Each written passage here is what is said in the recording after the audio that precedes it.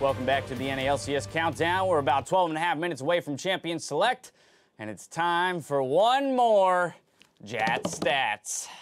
I only have 2 questions today. Only 2, thank God. You're going easy on us, all right. Yeah, and this is also an easy question because there are 2 correct answers. Fewest kills in the LCS for a non-support player who's played 17 games.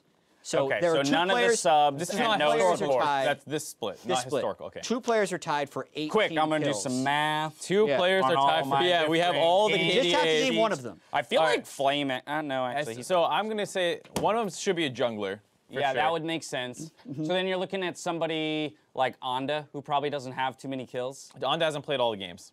So He hasn't. Right, Oh, that's he true. doesn't Careful. qualify. So he doesn't Yeah, count. I just Okay. saved your life. Thank you so much, Mark. Oh my God, who are the rest of the junglers in the league? Well, I mean, there's like It's like contracts, Lyra. Yeah, I'm gonna go with Lyra. I like Lyra too. Lyra. Pull up the answers, see what happened. Did we get one? You get it? Pull up the answers. Lyra! It's both junglers too. Good job. Well done, Yeah. Mark. We're amazing. All right, well, next question then, since you're apparently good at this game now. Okay. So good. Who has the lowest forward percentage in the league? Of all players. All players. So it's like Who any is the most lane, could be a passive jungler. player? Who is the biggest turret hugger in the league? And this is not no game restrictions, right? Forward percentage is the highest percentage, or the percentage of time you spend beyond Across the 50% halfway. mark between 3 and 15 minutes. So it's like a laning phase stat. Right. So So it's like Cody actually plays pretty.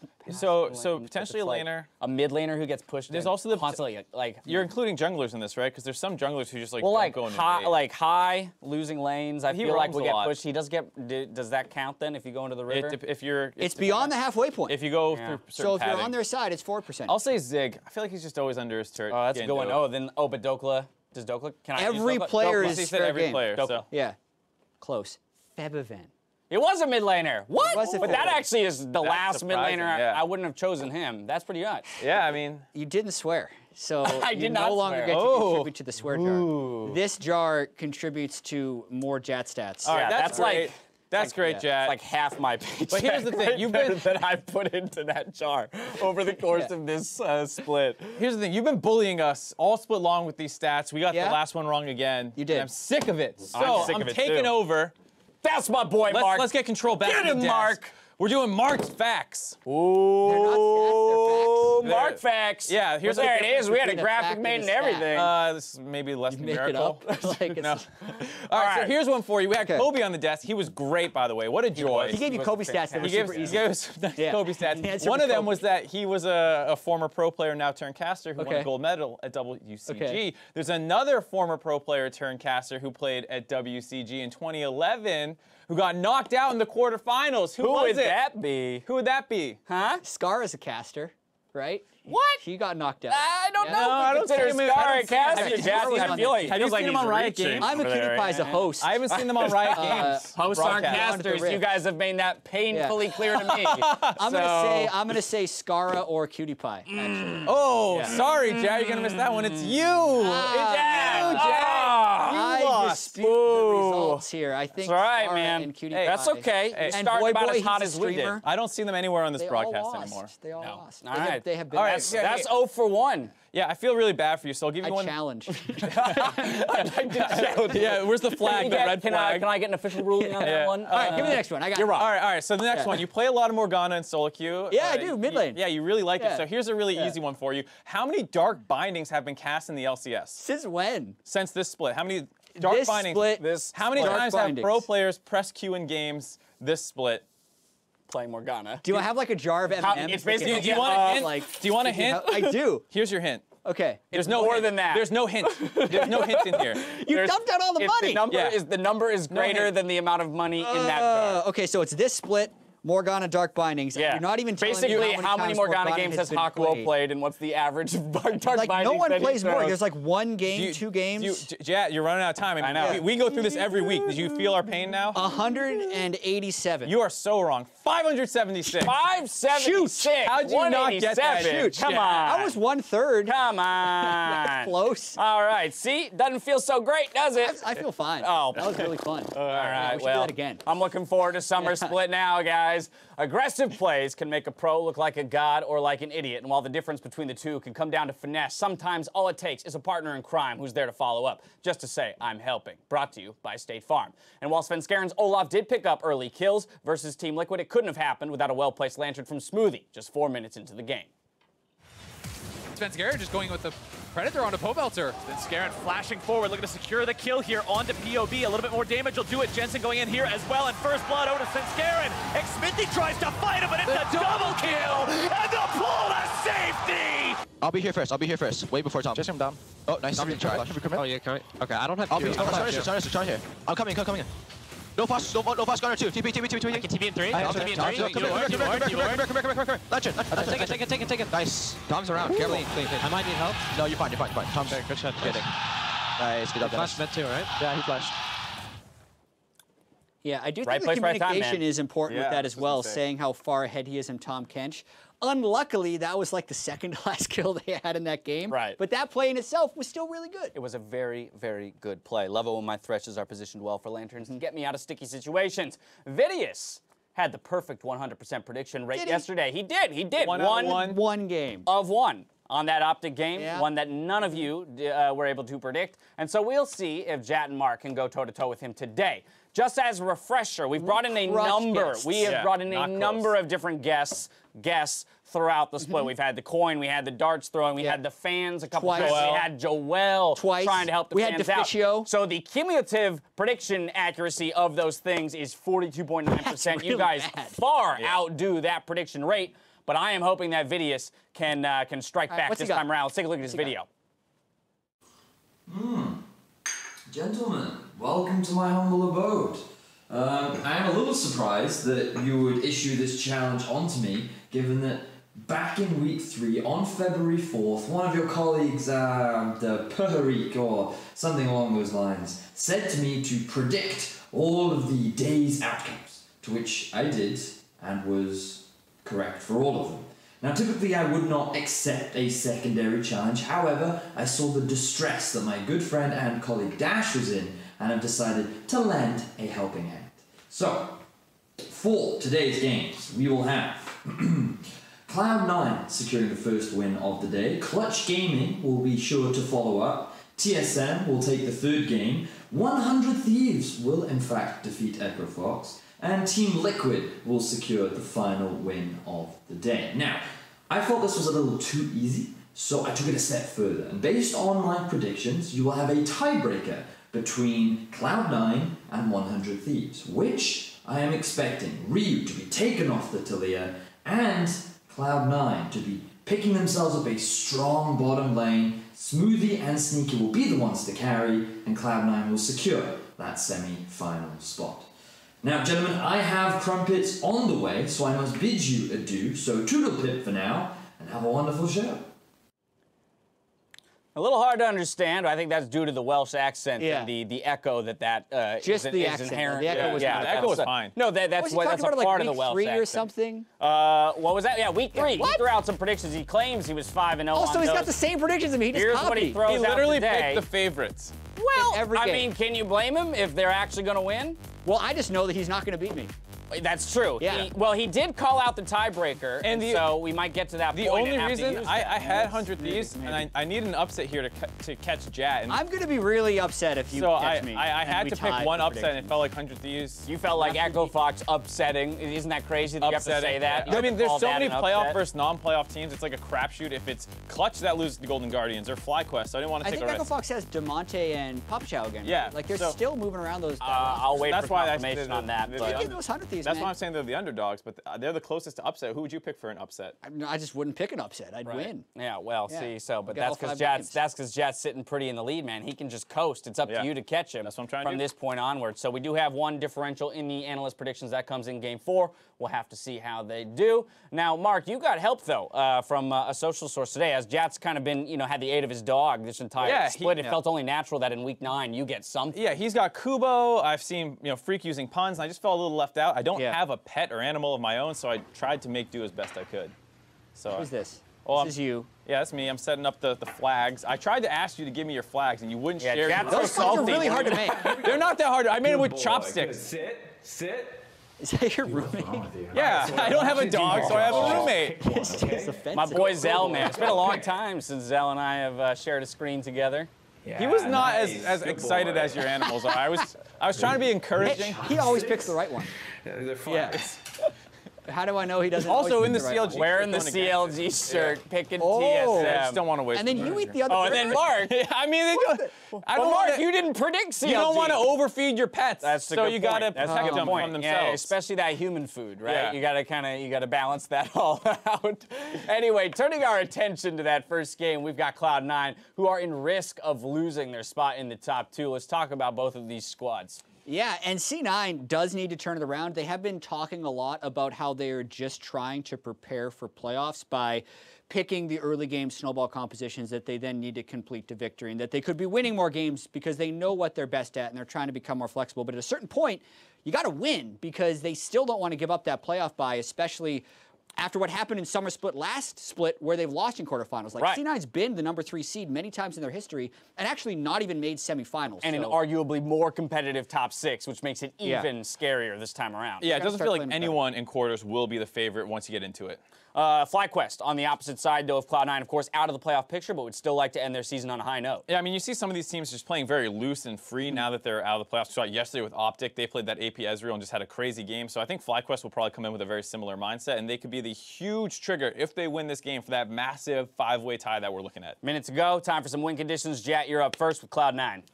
Easy. C9 yeah? win 3 condition. and 5? I actually have a bit of a different one. It's get Licorice involved in the mid game, and this has a lot of assumptions attached to it because I feel like their early game has been so reliable of actually giving them a win condition. Wherever Svenskeren goes, early game seems to be very effective for them. They've been snowballing bot pretty well, but then once they have that advantage, Licorice is just not getting involved. So they have to find a way, whether it's getting wards down so he can TP or actually moving top lane to push down his turrets to make that work. Mark, you got FlyQuest. Yeah, so I have put Flame on a playmaker as well as defend your bot lane. Jazz talking about how good they are at snowballing around their bot lane, especially with Svenskeren, so defend that. And then Flame has a tendency to like to play these kind of like one-on-one isolated matchups, the GP, the Gnar, back in the day Renekton, but you really need to have a bigger influence in the mid game than Licorice, get around the map roaming. You just heard the same kind of idea as him. Yeah. There you have it. Last day of the regular season. Time to throw it out to the Battle Arena to get it on our way.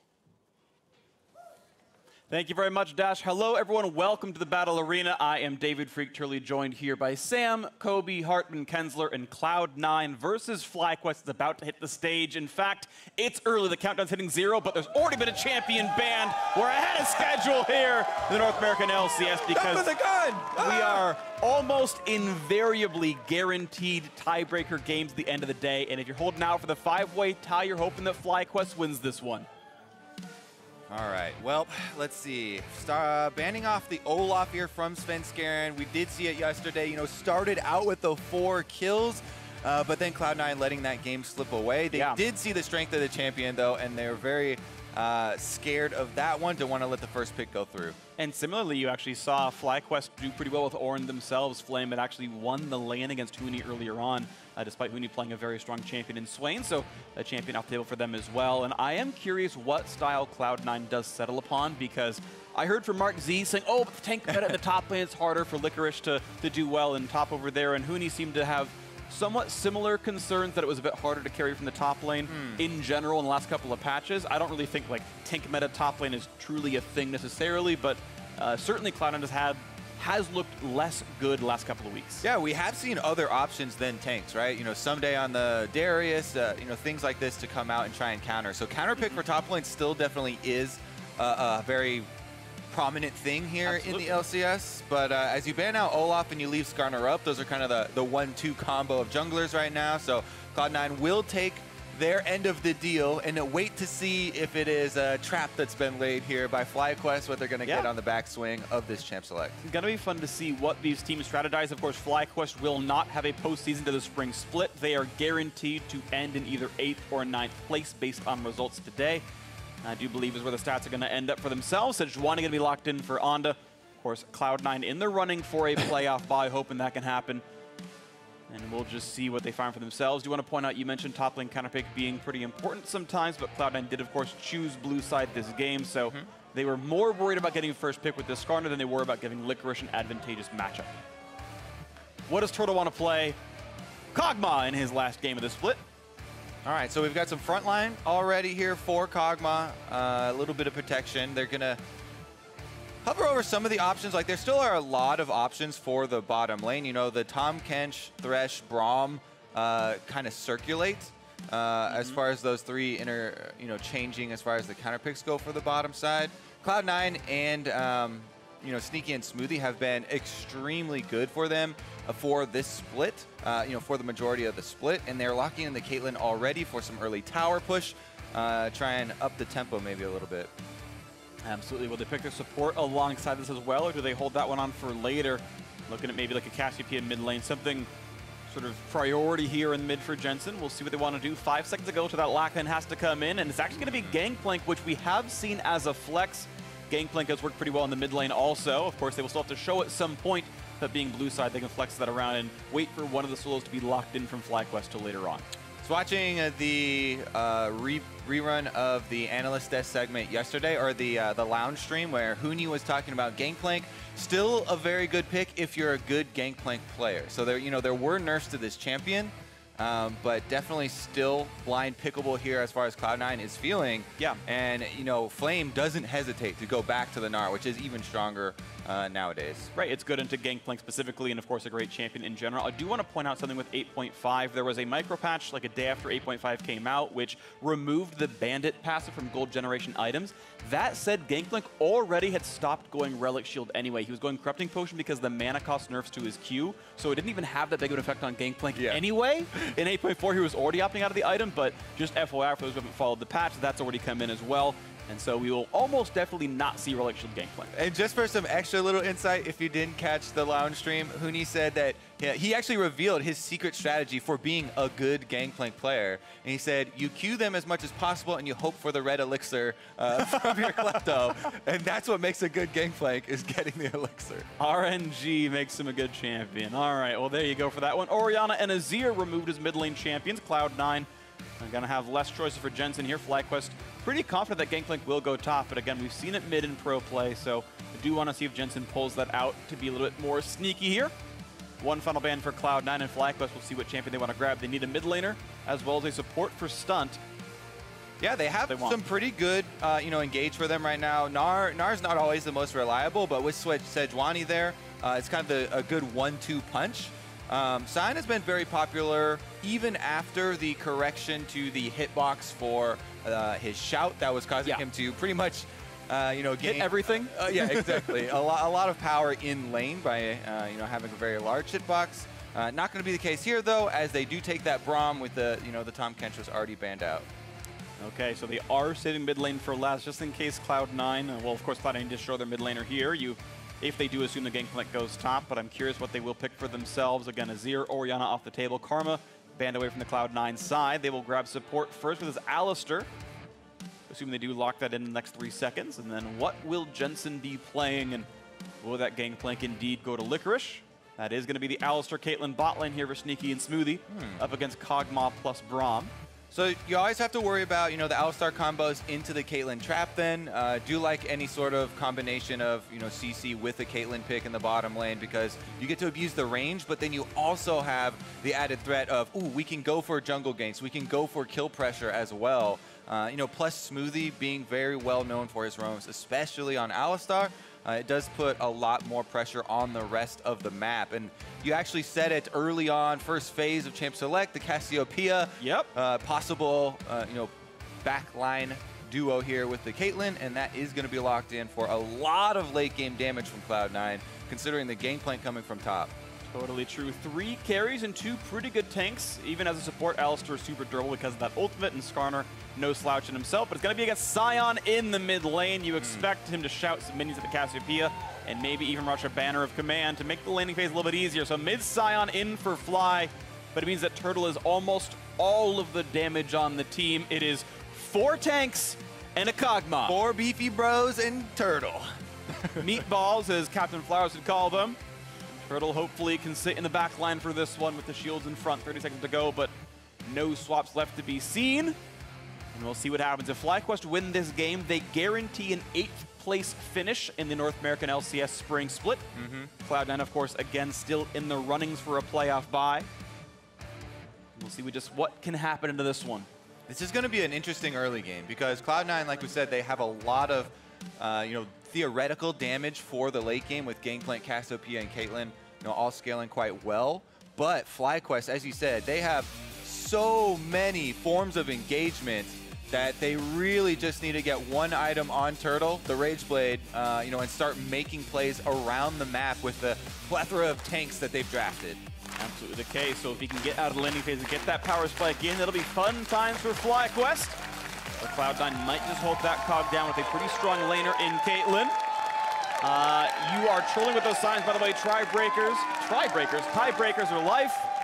Tiebreakers are love, and we'll see just what's going to happen. Shout out to Franker Z, one of my favorite Twitch emotes. And we are into the game. Cloud9 versus FlyQuest. The last time these teams would do battle this split. Fly hoping to end it on a positive note. Cloud9 hoping to make it into the top 2 for the postseason. I'm going to bring back your tiebreaker if we have a 3-way tie. Yes. And that's what we'll end it with.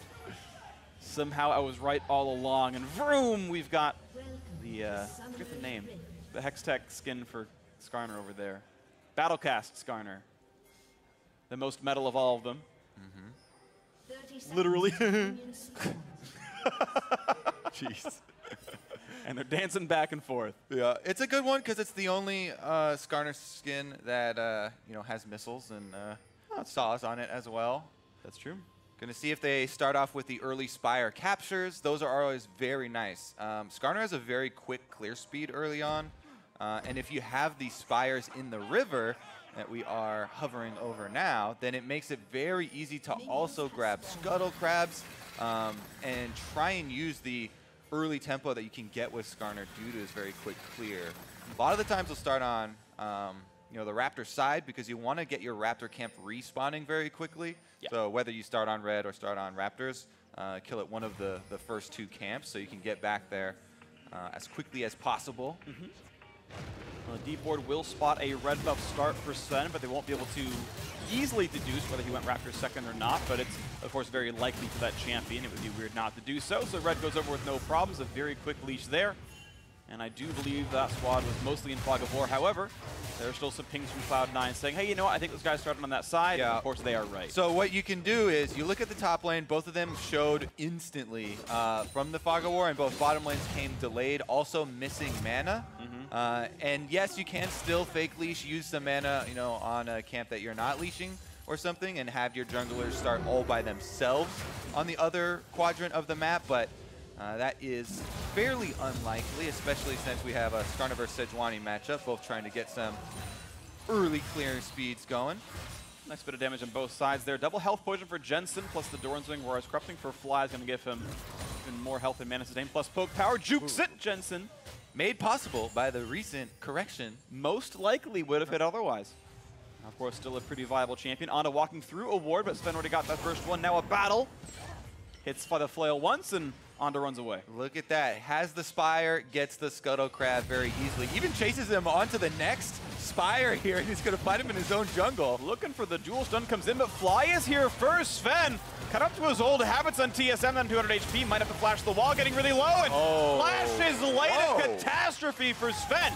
And now Anda just going to keep running. Does have Flash if he needs it. Will he be in danger? Done 100 HP, smites for health, and gets to walk right back out. Sven, brother, doing badly. Oh my goodness. That was definitely a desync between Sven and Jensen.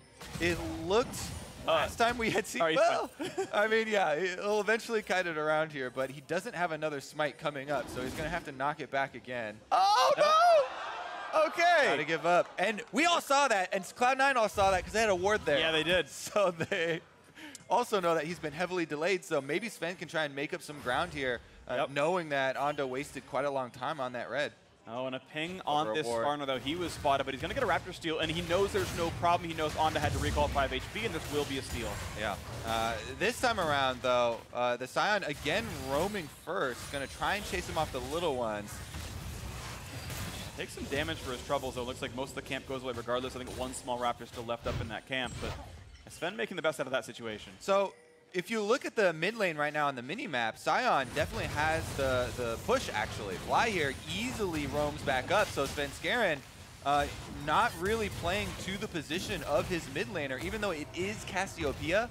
and early on does have a lot of threat, he not only goes for the super deep invade in which the enemy mid laner will collapse first, but he also wastes his flash at the end from one side of the Sion queue to the other side and still gets killed by the same spell.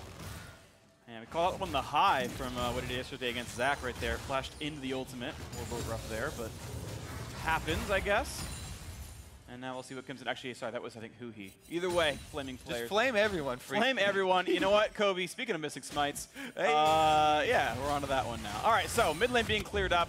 600 gold lead, of course, for FlyQuest, courtesy of First Blood. Jungle camp's actually back in Sven's favor, though. He's actually got a 2.5 camp lead via his various poaching and also being Skarner. Yeah, and he's also got the boots rushed to get the early purchase here, so it's a possible Predator move. He's, again, hanging around mid.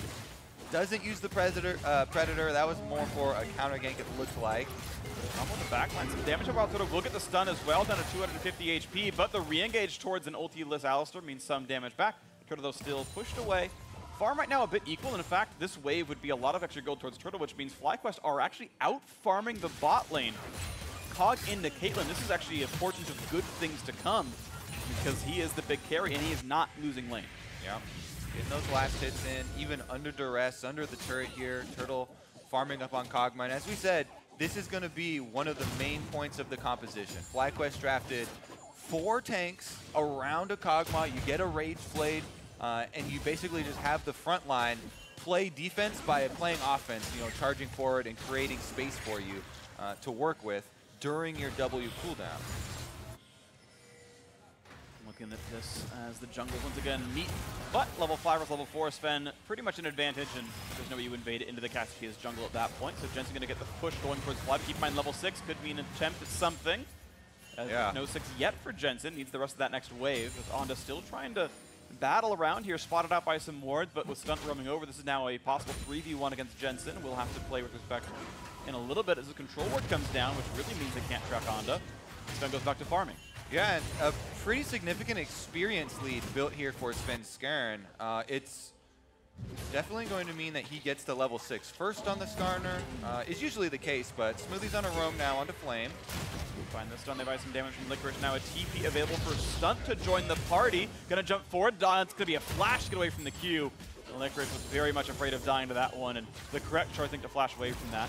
Blue gonna be picked up right there by Fly. Infinite Mana, Spectre's Cowl, first item. He can survive that lane forever. Yeah, Fly feeling very good about the wave control now. Gonna be able to spam. Svenskeren actually gonna come over, clear the control ward. Still not level 6. Believe he needs another camp there to... Oh, there we go.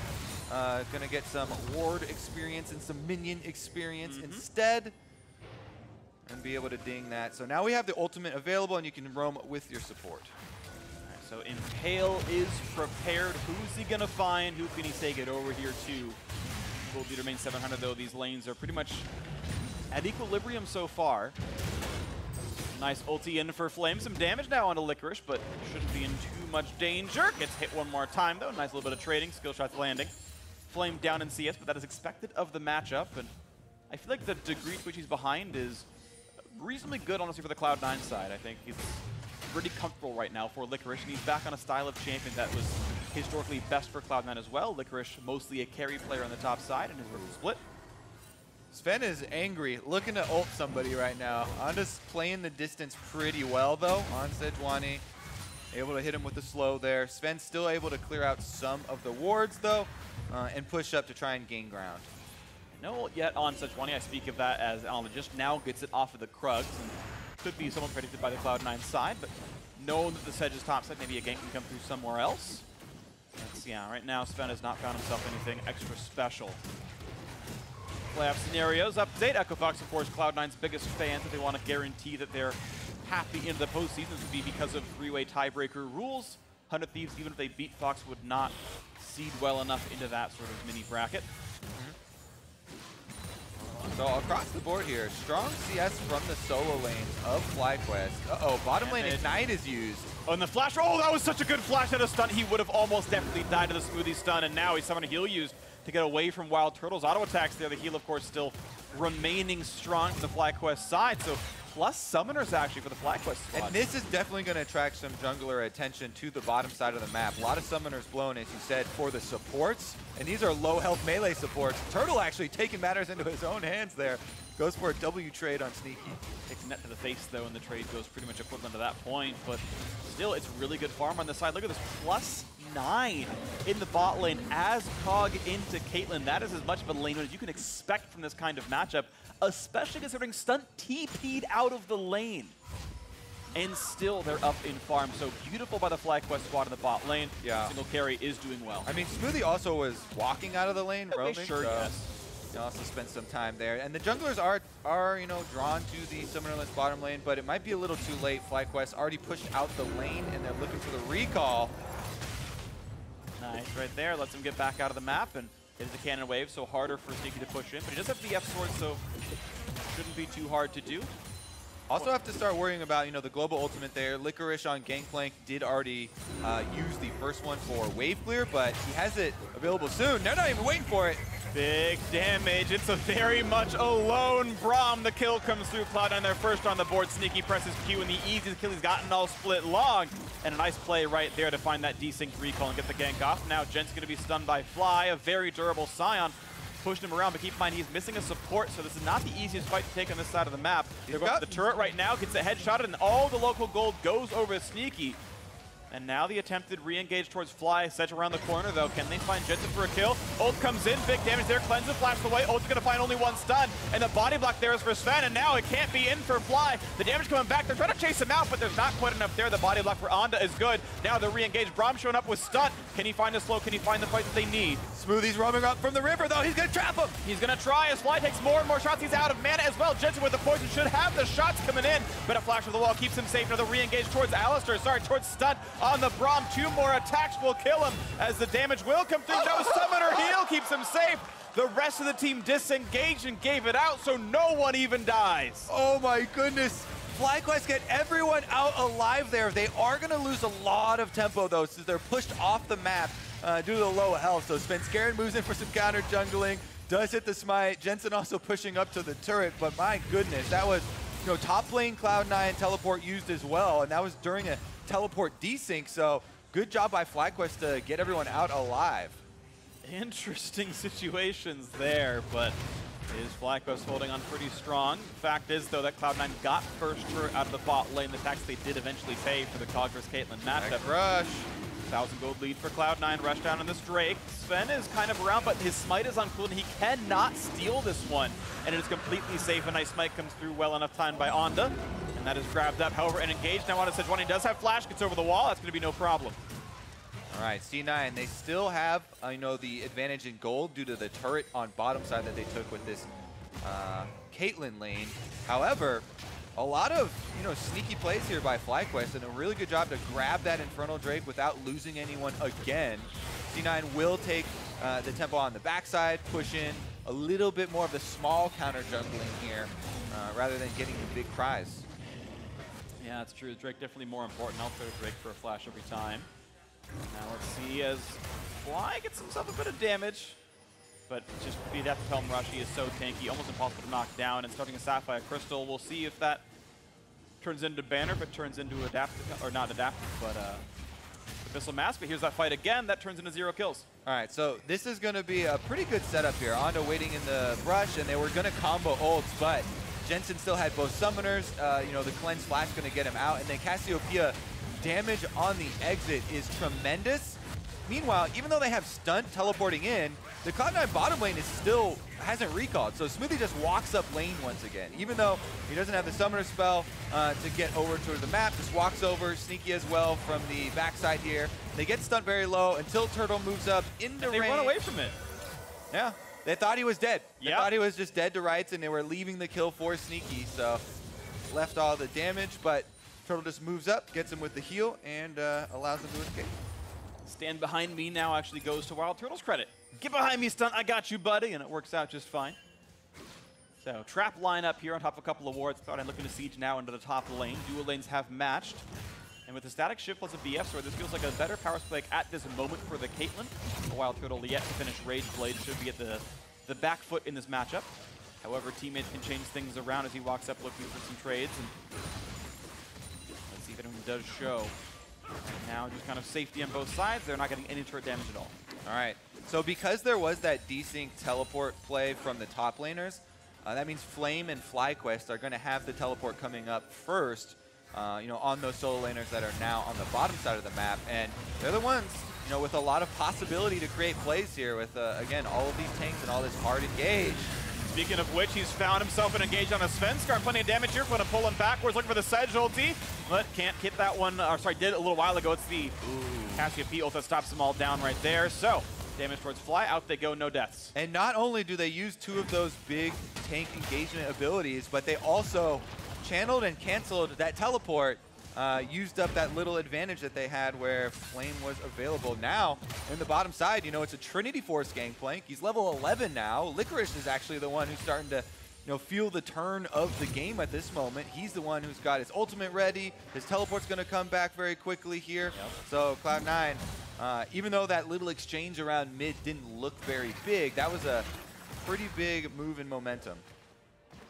Cloud9 still feeling pretty good about this one. 1,200 gold lead for the team. Again, keeping that quest towards a top-end finish alive. Caitlyn has been able to push in the top lane a little bit, has gotten a few chunks down on that turret, but still a lot of room to go. Stunt has made up for his earlier mistakes pretty well so far. Gangplank ultimate available, plus the teleport advantage, so a significant global lead to Cloud9's side. Doesn't mean pressure top lane. You can see that turret at about 60% up there. Wouldn't take all that much effort to knock down. It is going to be Glacial Shroud for Fly, so he is going Banner of Command here. I think Turtle has money for Rage Blade, but they might have to sacrifice top turret if he does go back for it. Oh, teleporting back out again here, Stunt. You know, with that spellbook, getting a lot of mileage out of it. He is, literally.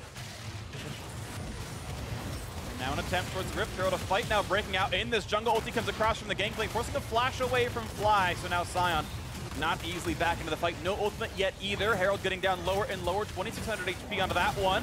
Smite fight's going to be available. Who's going to grab this one? Nicely picked up by Onda. Smacks it in the backside, but now Flame taking a lot of damage. Sorry, I should call that Fly on the Sion. Goes down to Jensen, 2-1 in the game so far. The re-engage comes in. They're going to find a stun. Smoothie has to ult to get away from the Sion. Corpse reanimated. But the rest of the team going to run away. Sven's going to find that ultimate. The suppression is in. The stun's not going to land. Can they find Stunt? He jumps right back to the team. Smoothie flashes in. Can he find the headbutt? Only gets a little bit. He kills himself for it. Smoothie gets just drunk in as gold for FlyQuest. You could see that one happening a few seconds ahead of time where he walks up to the Baron wall. You're like, I don't know about this one. My body's telling me yes, Kobe.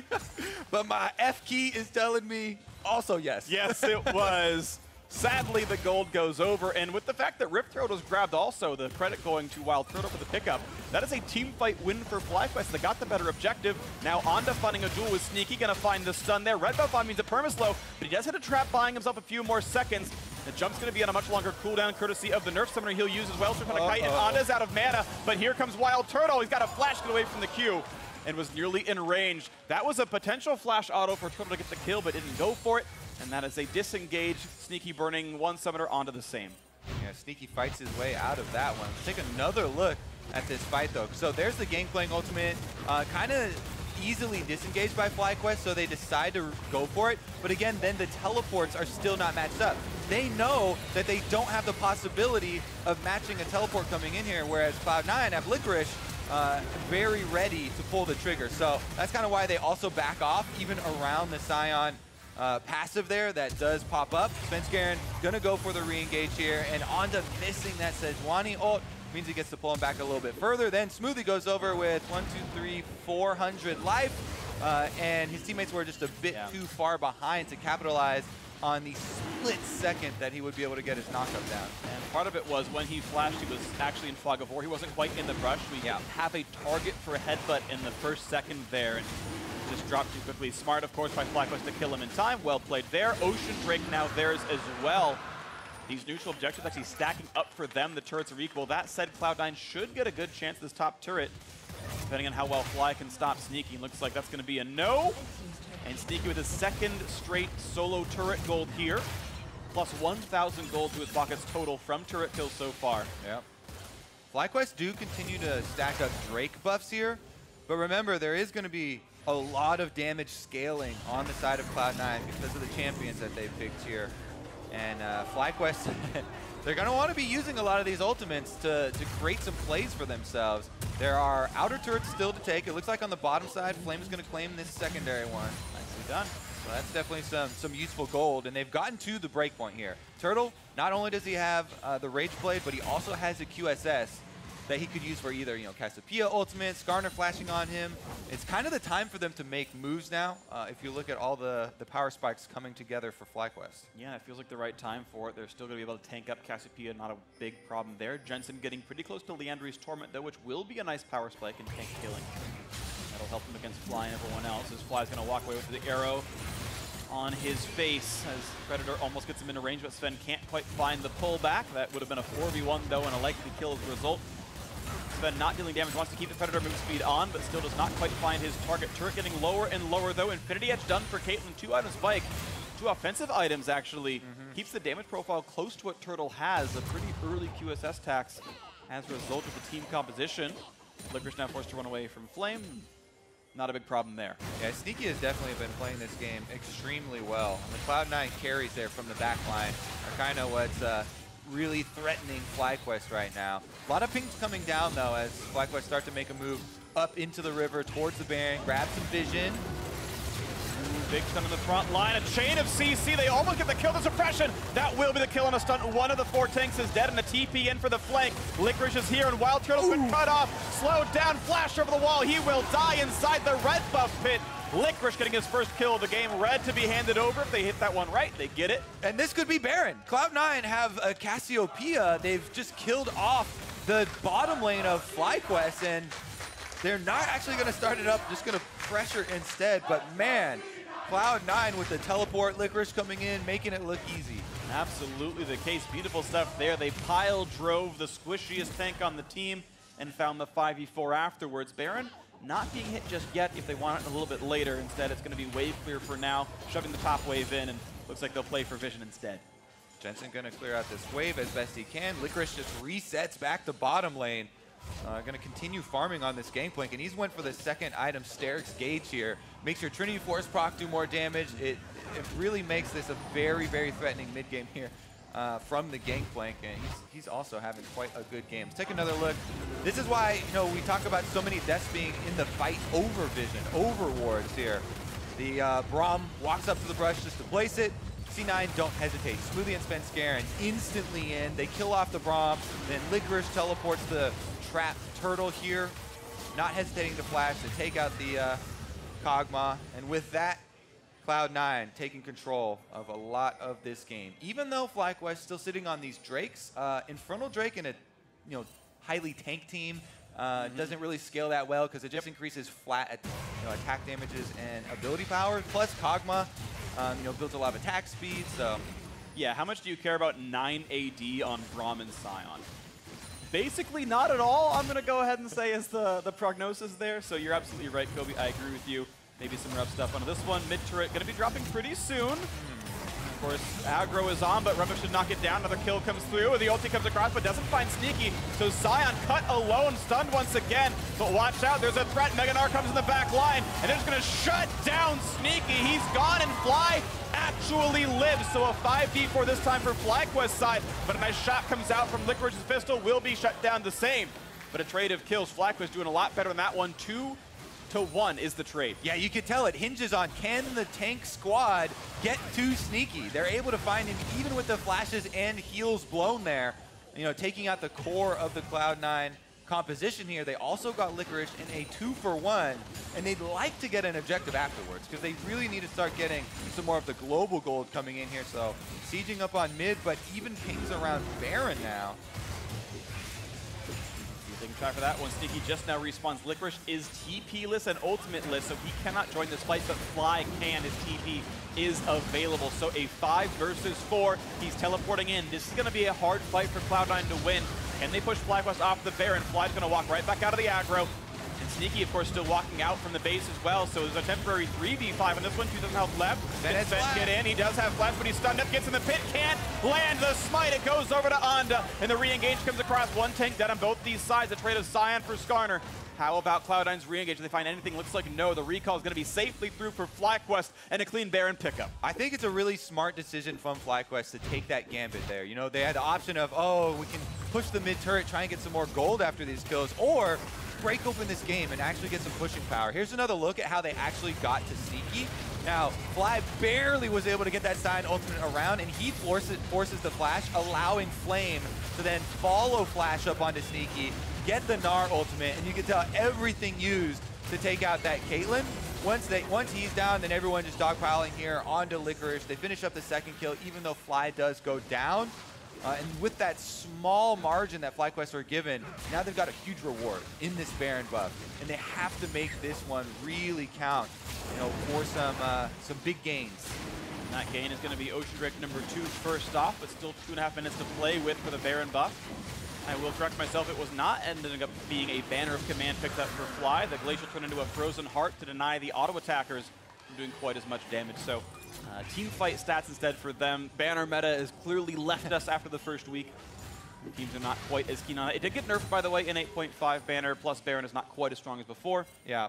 Also, I feel like against Caitlyn, it loses a little value for me. She has a pretty good range. Yeah. So I kind of like it because right now there's an arms race. It's between the tanks and the DPS. Cloud9 are the DPS.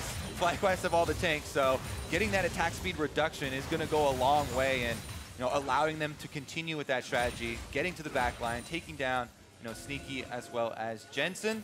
Let's see what they can do with this Baron, though. They've split up all 3 lanes. They're trying to get the minions pushing, getting the map in their favor here before threatening a collapse of the river comes Flame. In from both of them. Gnar on the one side, a nice stun. They Found the got back line. They did hit Sneaky. He's been chain CC'd, and Turtle gets the kill yet again.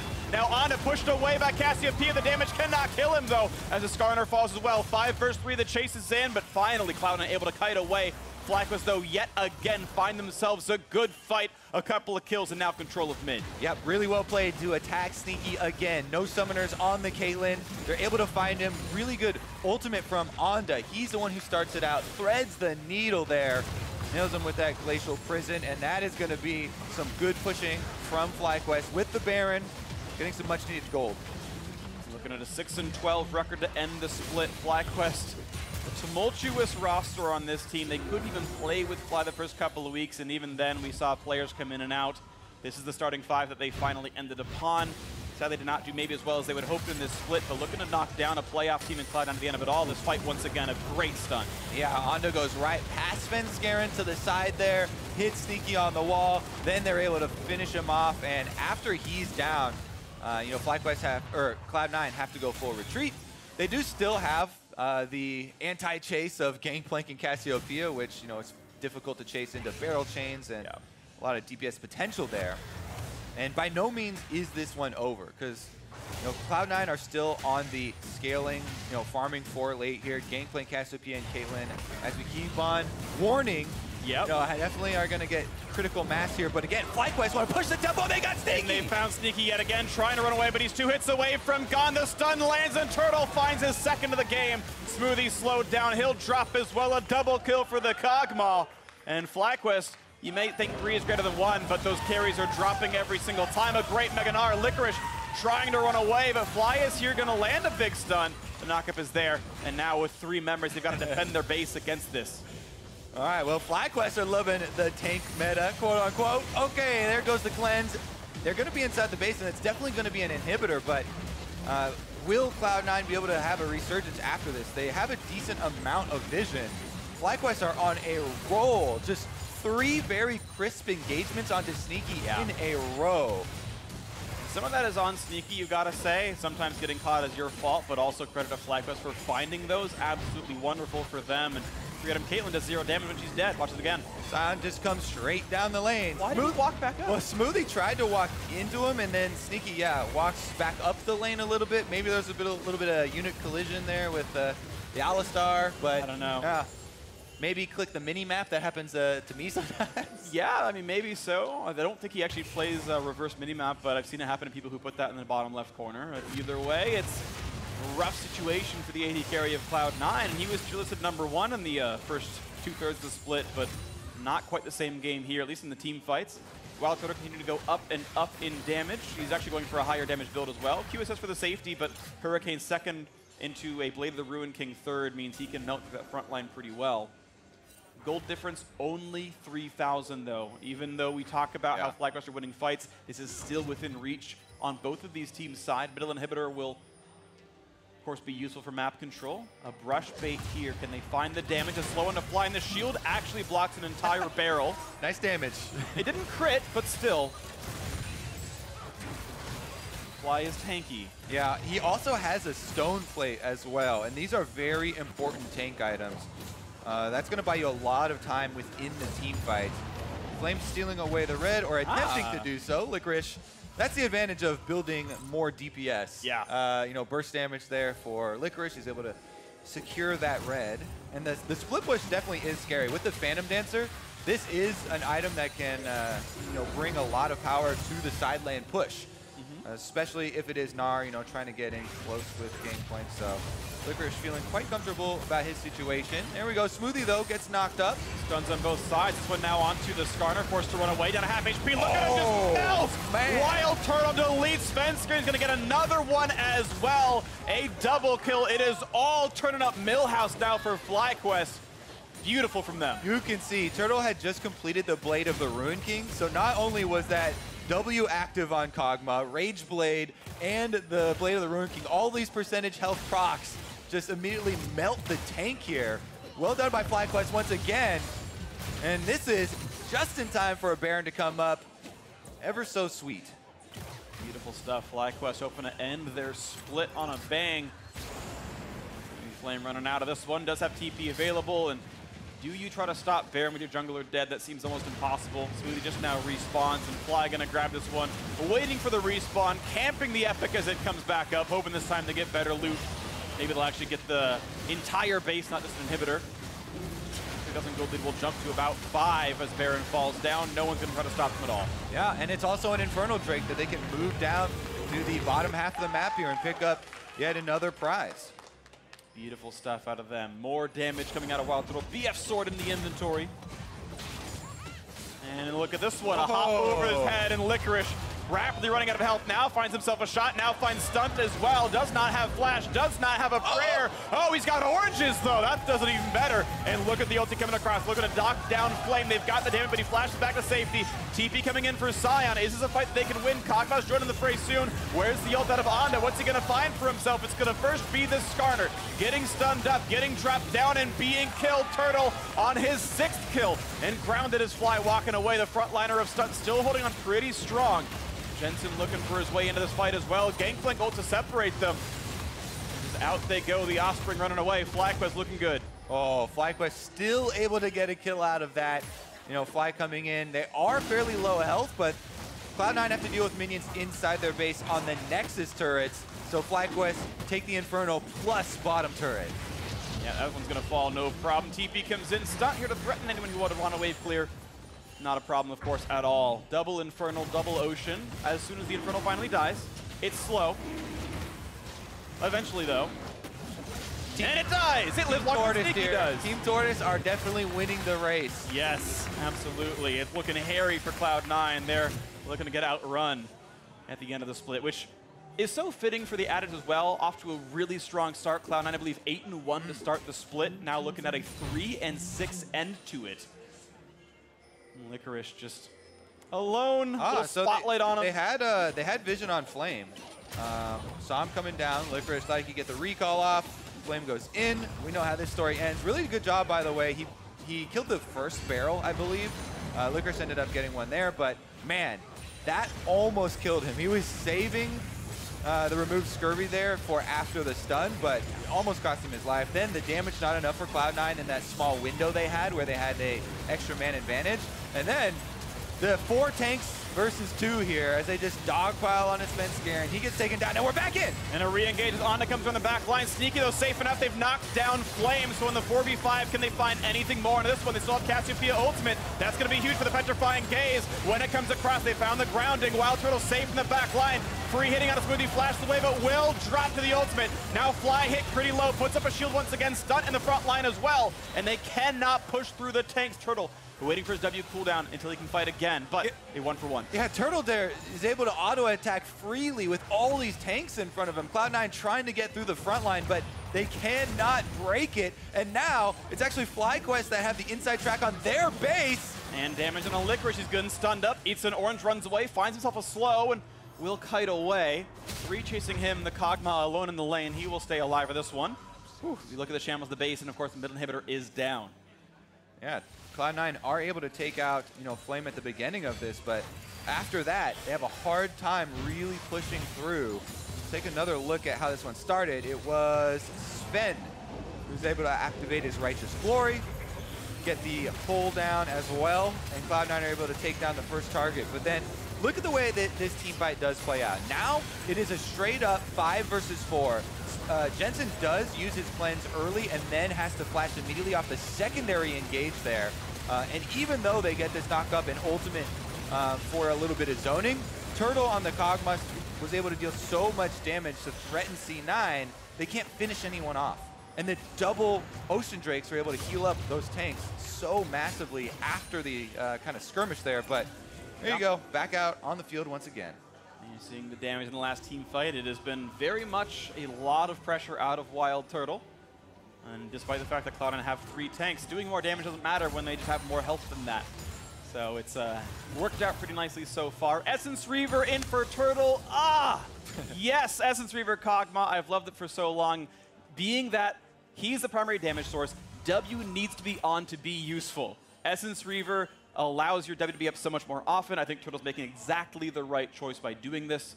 If his goal is to kill squishies, maybe go IE to chunk them out. But he has to slog through long fights, needs a second W activation. He's got 4 frontliners to dive the Cloud9 backline. He doesn't have to worry about them. He's just killing off the Sven as well as Smoothie, whoever is closest. We'll see here. FlyQuest poised to break inside the Cloud9 base once again, but C9 farming for late. They're still trudging along, trying to build up these damage multipliers. Really, though, it's about positioning and trying to stay safe outside of these multiple forms of crowd control that FlyQuest are actually layering quite well. Yeah. Baron spawning in a 145 Elder Dragon. Gonna be a minute or so behind that mark.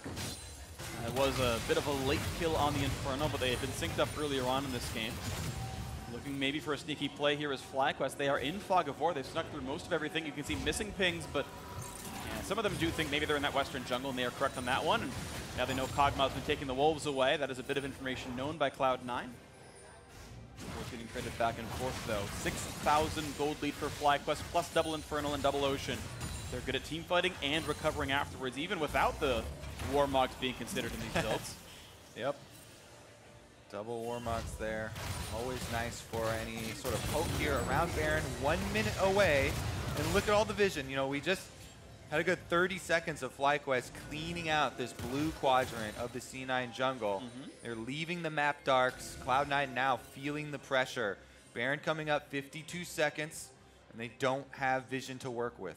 So now we've got 4 QSS on the FlyQuest team. It's only Sion missing, and he can turn unstoppable to immune that ability anyway. Infinity Edge done for Licorice. Lord Dominic's done for Sneaky. A better team fighter than last we saw that champion. Looking at Fly, a little bit of damage in the front line. Sven's got to be careful though. Damage coming through, a big knock-up out of Stunt. And a giant slam comes in. Skarner flashing away, staying alive. Now look at the front line as Fly comes in, gets pulled across, but he's just so damn tanky. But they find a giant stun of Cassiopeia. Smoothie's still going to be first to fall. They trade with Fly. A 4v4 in the base. A huge Mega Gnar comes across. They found almost everybody. Look at the kills come through. Jensen alone and sad as his team is dead. And FlyQuest looking to rush through the mid lane. That should be the game. Yeah, Flame just trying to stop the recall here of Jensen as Turtle and Stunt run up to finish the game. Nexus turrets in their sights. They're gonna get it. There's no one to stop them. Jensen can't do it all. Honda gonna face check a turret to make sure it all happens. FlyQuest gonna end their spring split 6-12. A carry out of WILDTURTLE, an 8th place finish, and a win over a playoff team to set their sails. We'll see them in the summer split. We'll see them again in a couple of months, but this is the end for FlyQuest, a 6-12 end, and a smile on WILDTURTLE's face. Yeah, feels great for Turtle there. Got a lot of DPS uptime on the Kog'Maw and really, really nice engagements from this FlyQuest front line. They found Sneaky over and over in the mid game to get them that gold. They were able to time the next one with Baron as well and keep up the pressure. It also keeps up the dream of the 5-way tie for second place. Step 1 is complete, which I feel like is fun to see for everyone. So some smiles and relief, and I am then curious what FlyQuest will be doing in their off season. They've got a couple of months until they come back in, I want to say June for the summer split. And with their starting 5 a bit more solidified, and a win over Cloud9 at the end of it all, and some close games as well towards the end, maybe they can start that run once again, and we'll see as they attempt to trek towards Worlds. That's almost every team's goal. Wait till the summer split, make that run towards Worlds, represent North America, make them proud. Yeah. Rookie talent on this team. Onda had a pretty good game. WILDTURTLE, the veteran of all veterans in North America, basically. He really did. And again, I really want to highlight the front line. When you're playing composition like this, I definitely prefer the Kog'Maw compositions, you know, that go with the very offensive use of crowd control to create space for the Kog'Maw, rather than, you know, the Lulu versions where you're just speeding him up and letting him go wild. Yep. So it's much, you know, more fun for me to see these hard engagements. And it worked really well. So congrats to FlyQuest for their final win of the split. But now to hear more about that win, let's throw it down to our State Farm analyst desk. Thank you very much, Freak. FlyQuest ending their season on a high note, taking down Cloud9. Going to make things very interesting and also guarantees us at least one tiebreaker by the end of the day. Of course, there's still a lot to unfold here, and we will get to the foldy sheets in just a moment. But first, we want to break down this game, figure out how it was that FlyQuest knocked C9 down yet again here, late in the split. It's basically a giant protect the Cog comp on the side of FlyQuest, and C9 have a bunch of late game scaling so they can burn down these tanks that they've built on the side of FlyQuest, and things start pretty good for them, looks like, off that bad invade. Things were a little sloppy for C9, but then it actually felt to me like they should have taken control of the game. They were up about 1,000 or 2,000 gold. They had a Cassiopeia, a Gangplank, and a Caitlyn, which all three should actually be pretty good against tanks in the late game, as there is that giant meat wall on C9. You got the Leandre's Cassiopeia coming through. You got the Gangplank barrels, but then just a few little missed executions there as Smoothie flashed over to kind of instantly die, and then FlyQuest had the Baron control, and they kept killing Sneaky, which was the biggest thing of preventing C9 from being able to break the tank line. Yeah, I mean, Jen and I were watching this game thinking it was pretty much all over at 20-something minutes when C9 was sieging turrets, because you have, like you said, the GP is also great into Kog'Maw. He has a difficult time running into barrels. The GP goes right on top of this immobile carry. You get a ton of damage down in team fights, and yet for some reason, they lose all the objective control. There were 4 dragons that ended up going over to the FlyQuest. They got both Barons, and even though they had a tough time closing this game out because C9 still have a strong comp, they mostly played it right and never got onto Turtle. There was never any real threat on Turtle. And it felt like Fly learned how to play Sion as the match progressed. Like, his first few ultimates were real bad, but then he had a bunch of really good ones later on.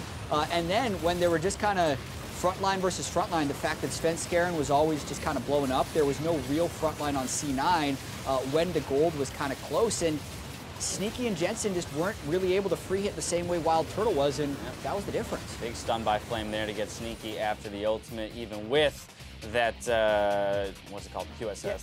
And look at that, like, it wasn't even like WILDTURTLE was doing the protected Cog damage. I expected to see more damage there. Well, I mean, that's Gnar did a lot of damage as well as Sion. Like, yeah, I mean, there's more tanks on the side of FlyQuest, so you can understand why there's more damage done by C9, but it's just the importance of focusing down a single target. A lot of the time, either Smoothie or Svenskeren would die at the start of the fights, which then means Caitlyn and Cassio have to kite back and have a hard time dealing their damage as well, despite the fact that the numbers look great. Yeah, Jack, you already mentioned it, though. A lot of, where C9 started to fall behind, or rather hand back their lead, was as a result of Sneaky in particular getting picked off. Exactly, and he needs to be able to stay safe on Caitlyn. Here you see Flame getting to him, and then Onda is able to weave that ultimate through.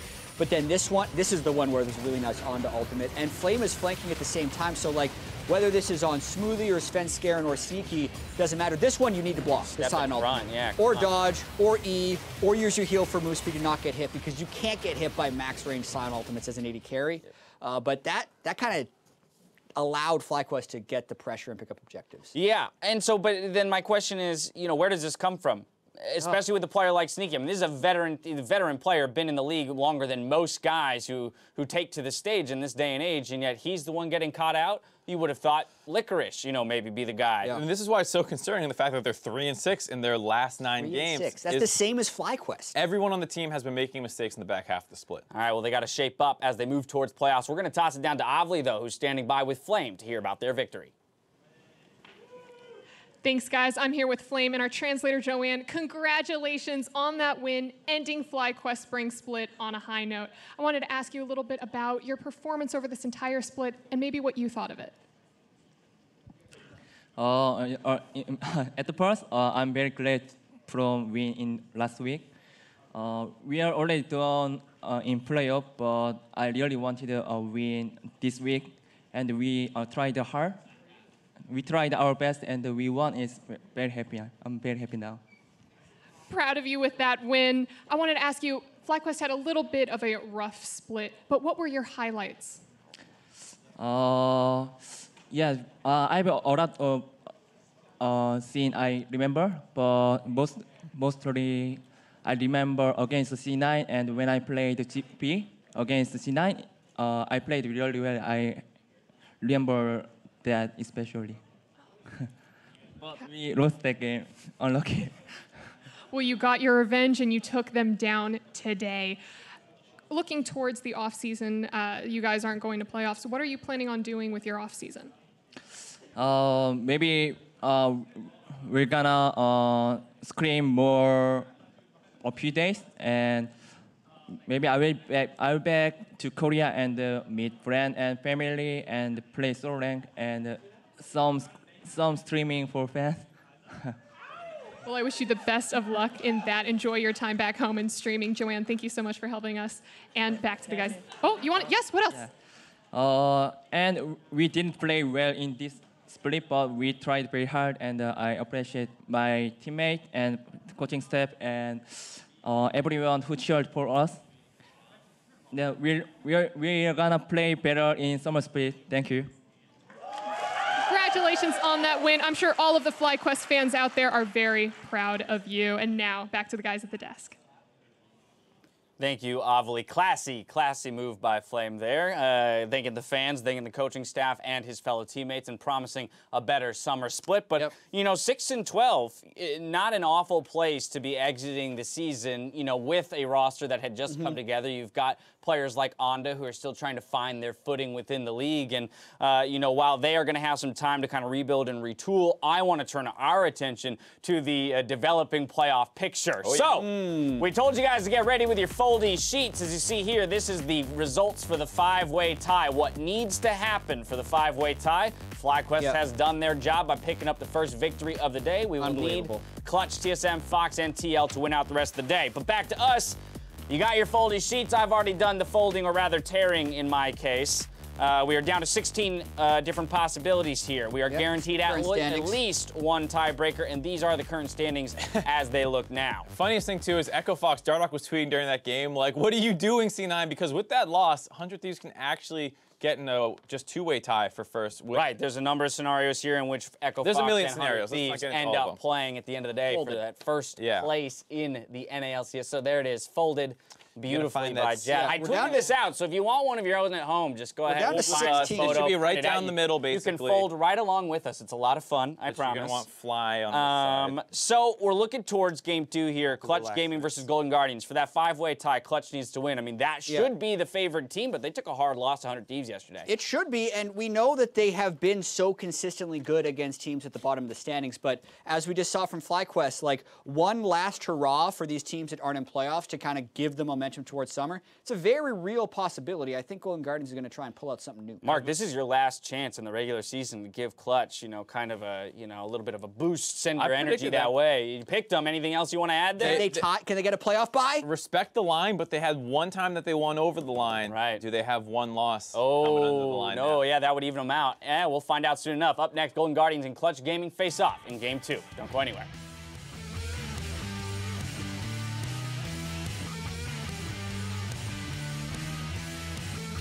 Yeah, I mean, I didn't ask anything, and my mic is extremely loud when it's right here, to myself. Reboot, can you yell in Sneaky's microphone right now? That'd be great. Fly is here first. Sven, cut up to his old habits on TSM, then 200 HP, might have to flash the wall. Caitlyn. I got Kate. Okay, here, Skarner. FlyQuest want to push the tempo, they got Sneaky! They found Sneaky yet again, trying to run away, but he's 2 hits away from gone. The stun lands, and Turtle finds his second of the game. They find a giant stun at Cassiopeia. Smoothie's still going to be first to fall. They trade with Fly. A 4v4 in the base, a huge Gnar comes across. They found almost everybody. Look at the kills come through. This is the end for FlyQuest, a 6-12 end, and a smile on WILDTURTLE's face. Welcome back to Remember This. We're jumping back into the summer split of 2016 in a match between Cloud9 and Team Envy. A fight breaks out near Baron where Team Envy looks to control the game. However, Sneaky takes advantage of the chaos and starts to pick off Team Envy one by one, finally securing a pentakill by flashing forward onto Lod. For Sneaky, the pentakill to save the game! Huge lead for Cloud9!